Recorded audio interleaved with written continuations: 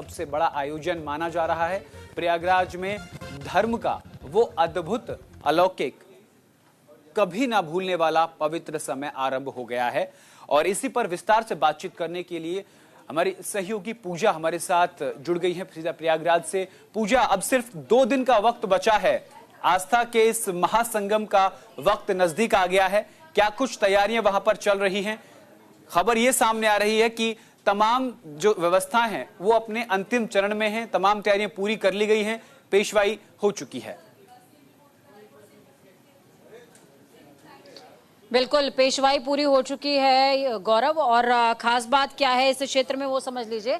मैं अरैल घाट पर मौजूद हूँ। इस घाट पर आपको ऐसा लग सकता है कि तैयारियां थोड़ी सी अधूरी हैं, लेकिन इस घाट पर आपको वो देखने को मिलेगा जो शायद अब तक उत्तर प्रदेश के किसी भी आयोजन में नहीं देखने को मिला था।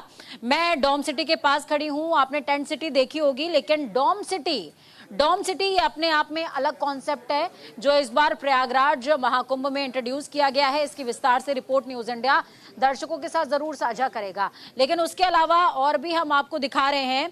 देखिए, टेंट सिटी का कॉन्सेप्ट नया नहीं है, लेकिन टेंट सिटी को और ज्यादा जो है चेंज करके इस बार बनाया गया है। वो टेंट सिटी IRCTC खुद जो है तैयार कर रहा है, और टेंट सिटी में 5 स्टार होटल जैसी सुविधाएं हैं। इस डोम सिटी में 360 व्यू देख सकते हैं।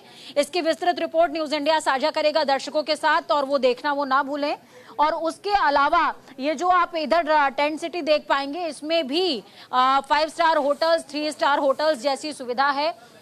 और इसको खास बात यह है कि इस बार के कुंभ को डिजिटल कुंभ क्यों कहा जा रहा है, क्योंकि इस बार कुंभ के लिए आप QR कोड के जरिए एक मैप से लेकर के आप किसी भी तरह की सनातन से संबंधित जानकारी हो, या फिर आपको कोई रूम बुक करना है, टेंट बुक करना है, या फिर आपको डॉम बुक करना है, आपको स्नान का समय बुक करना है, वो तमाम चीजें जो हैं वो ऑनलाइन हो सकती हैं। उसके लिए 4 तरह के QR कोड भी गवर्नमेंट की तरफ से जो तीर्थयात्री यहां पर पहुंच रहे हैं उनके लिए जो है जारी किए गए।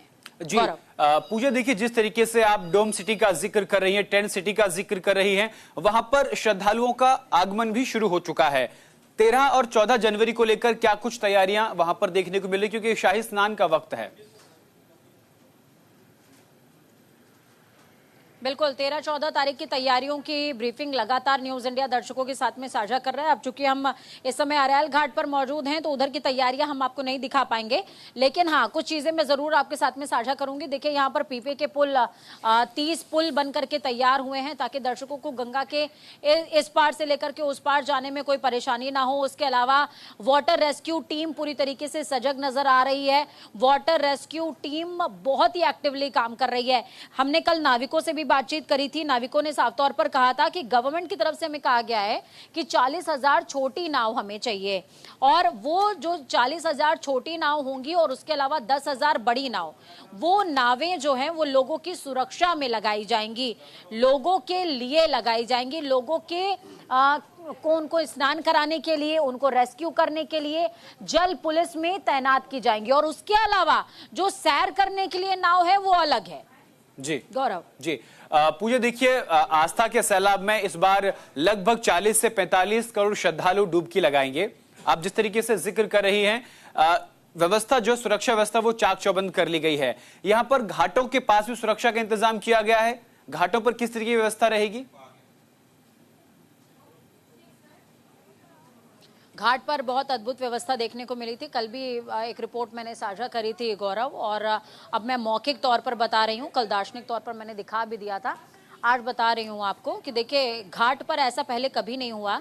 जब गंगा स्नान कुंभ में होता हो और गंगा में आपने स्नान किया और उसके बाद जब आप रेता से होते हुए जाएंगे तो पैर में पूरा मट्टी मट्टी, यानी कि गंगा में डुबकी लगाई, माँ गंगा की शीतल लहरों में आपने अपने मन, अपनी चेतना को जागृत किया, आप शीतल हुए, और बाहर आकर के आपका पैर कीचड़ से पूरा लथपथ हो गया।